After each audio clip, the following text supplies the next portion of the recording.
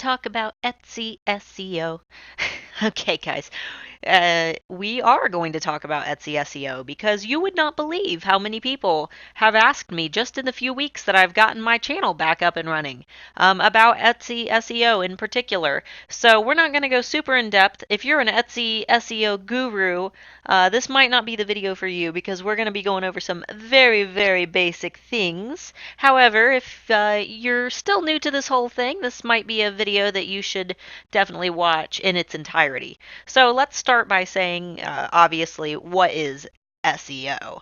It is search engine optimization. Now, any website that you get in that has a search bar has a search engine.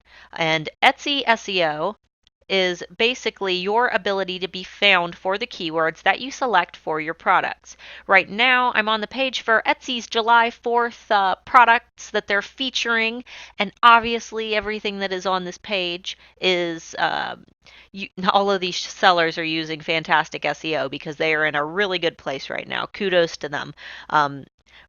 Not including the ads because the ads are of course paid for, but all of the others have probably worked very hard on their SEO to be where they are. So we're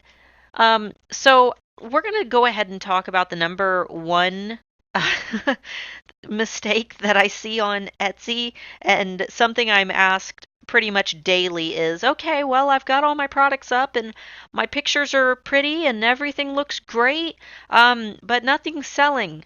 Why? And I go to their shop and I look at their item title, and I can tell that they have not researched the keywords that they've put in that title. And that is the most important thing that you can do because obviously you don't know what people are searching, and by guessing, you're just completely you're killing your chances of being found if you accidentally uh, think that you know a search term that someone's going to search and that you find out that you were wrong. So research your keywords to make sure that they're actually being searched. Personally, my favorite websites to use are SEObook.com, which my wonderful business coach Renee Christine has pretty much turned me on to, and I've been using it for about 2 years now.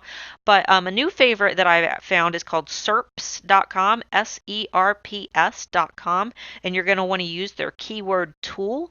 I do see varying results from the two websites. One thing I will say about SEO Book that I freaking love, you know what, let me just show you actually.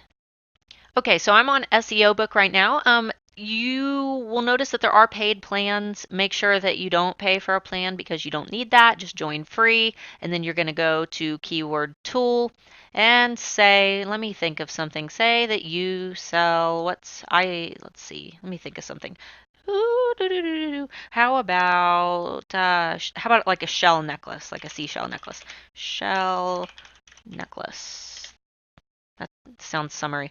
Okay, so you're probably not going to want to use the word shell necklace on its own. You're going to want to try to choose one more of a phrase as opposed to just two words. So you've got all these different results. What I'm going to do is go into your monthly searches and just pick a term. Now, a lot of people are going to immediately like jump and say, oh, 7,000, take this one. But when you do that, you also risk some oversaturation.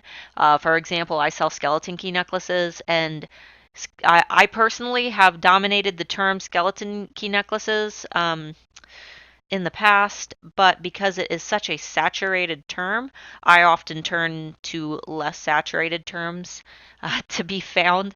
But like, let's see, shell necklaces, Hawaiian shell necklace, this would, you know, be a decent three-word search term. Sunrise shell necklace. Um, but anyway, I would say just try to aim for around 500 to 1,000 searches if you're just starting out for your keywords. And you can obviously, even just typing something in here, it's going to give you other related terms. So we could also do, oh, let's see, knit scarf. Ooh, scarf. Funny story, I'm in my office and I don't even have a light on in here. I have a light, I just don't have one on. Okay, so how to knit a scarf, that's obviously not something that you're going to be using. Arm knit scarf, knit infinity scarf. See this, if you make scarves, this would be a great term to use, like knit infinity scarf. Okay, so, okay, I think I've kind of gone over this in depth enough. But another thing that I want to throw in is to be sure to place your keyword first in your listing title, like when you're actually naming your listing. For example, if you make knit infinity scarves, I definitely wouldn't make your listing title say fluffy blue soft knit infinity scarf. Like, make sure it says knit infinity scarf, and then if you want to throw in some optional keywords, add a comma or a dash, and then put, you know, things like the color, blue, fluffy, infinity scarf. Just make sure that you prioritize these keywords, the ones that you want to be found for. And another thing to add to that, that I don't recommend, is to try to give your product some cute, trendy name. For example, if you make cloth diapers, don't call them little baby bopper bums or something funny like that, because those aren't words that people search. I see so many people that just completely miscategorize or mistitle their products, and that's why they're not being found, because no one's searching for what they're selling. Nobody knows to search for little baby bopper bums. They're going to be searching for cloth diapers, or cloth diapers for boys, or cloth diapers for girls. So make sure that you're actually using relevant search words and not just cute search words that you think make your product sound cute. That would be one thing if you were working in like a brick and mortar store and you wanted to name your product something adorable, but that's not going to work on Etsy because you're not going to get found. Okay, so uh, in addition to keywords, you also have tags in your Etsy listing when you're listing a product. And my next tip is to try to keep your long tail keywords, which are these keyword phrases, like rather than saying just knit or just scarf, you have knit infinity scarf. That is a long tail keyword. It's got more than two terms in it. You want it to be almost like a small phrase. Try to keep those intact. And I understand that Etsy obviously has a limit to how many characters you can use in a tag. For example, when I try to do skeleton key necklace as a tag, I can only get skeleton key to fit for one tag, and then necklace is a separate tag. But that's okay. I broke them up, and it's okay to break up the words. Just make sure that when you type them in, try to keep them close together. Like I wouldn't do skeleton key necklace, but then, in between skeleton key and necklace stick blue, skeleton key blue necklace. Like, I try to keep them close together. One big fat mistake that I don't personally see a lot, but I've heard of this happening. And this is more for people who actually know a lot about Google SEO, but not so much about Etsy SEO, because they are very different. And don't bother to SEO optimize your photos. What I mean by that is, when you have a website and you're trying to get Google to feature or, bump your website up to a higher search result, people will often rename the photos that they're uploading onto their website. And, when you have a photo file name where it's, say you're selling knit infinity scarf, and you put it as knitinfinityscarf.jpg, that's actually very good for for being found for relevancy on Google. However, Etsy renames your photos. So if you have all of your photos, if you took the time to rename them as knitinfinityscarf.jpg, Etsy is just going to rename that to a combination of random letters and numbers. And if you ever need to see an example of that, all you have to do is click onto Etsy, pick a photo or a listing of anything, and try to save it. And you're going to get this random assortment of letters and numbers, which obviously means nothing. So don't bother SEO optimizing your photos, Etsy's just going to rename them.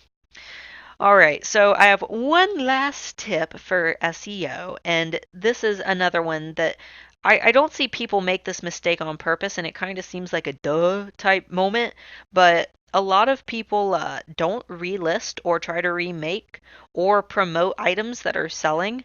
They'll simply sell out of something very quickly and then never, ever, ever make it again. And I know a lot of people do one of a kind products, which is okay if you do it correctly, which I will maybe make another video about that later on. But if you're making multiples of your products, like most sellers should be doing, the products that are selling are actually going to rank you a little bit higher. Your best sellers will rank higher. The number of sales you have on a particular product will put that particular product higher in a search result based on the keywords used. Um, so by not relisting or by saying, say I have a key necklace that sells really fantastic, I completely sell out, but then I make the mistake of when I do make more, I create a new listing rather than renewing the one that I have, or I take new photos of the product, the same product, and rather than just renewing the listing, I create a whole new listing for the product. It's the same product, but its placement in the Etsy search is not going to be as high because Etsy does not identify that as my top seller. It's a different listing now. It is its own entity. It is no longer a top seller. But that golden listing that sold out, that's your top seller. And I've seen shops that only have 2 or 3 products that they relist continuously because the products are so popular. They are at the top of search results and they only have 2 or 3 products just based on, the fact that they've been selling those products repeatedly and renewing their listings continuously. So that's always definitely a good thing to do if, you have a product that's already selling great. All right, guys. Well, it is Saturday night at 9:14 p.m. I am pretty tired, so I'm gonna go hop off for a while, but I will be back tomorrow if you guys have any comments or any questions. And I'm thinking about maybe on the weekends doing a Q&A session. I don't know if I'm gonna do it live yet.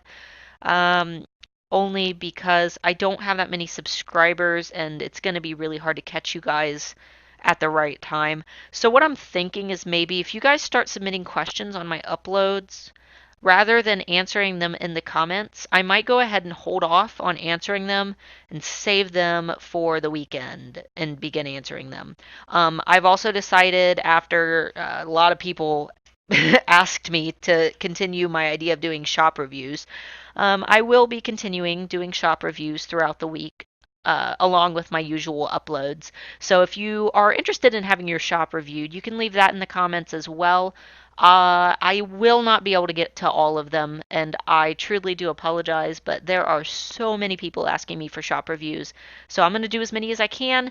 And if I don't get to you, feel free to just keep sending it to me. I will probably see it eventually.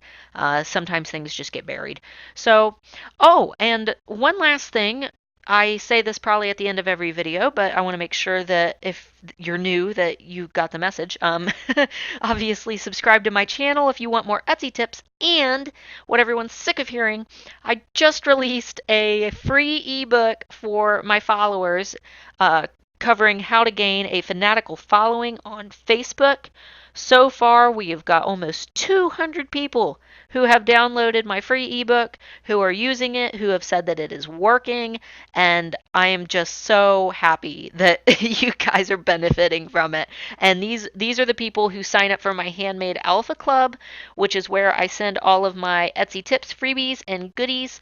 And if you sign up for that, I will continue sending you more tips and asking personalized questions uh, based on what you guys would like to learn about. And I'm actually in the process of developing some really great courses for you guys over the next few months. So be sure to sign up for that. I will have it linked in the description. And if I do not talk to you guys by the 4th for my US friends, have an awesome 4th of July. Be safe and have a great weekend.